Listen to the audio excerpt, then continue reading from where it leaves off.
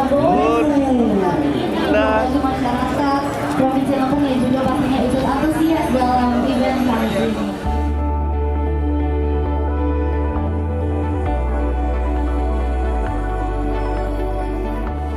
Provinsi Lampung dengan kota baru yang kita cintai ini untuk masa depan Lampung yang tentu kita cintai bersama. Bismillahirrahmanirrahim. Sepeda santai saya nyatakan dibuka.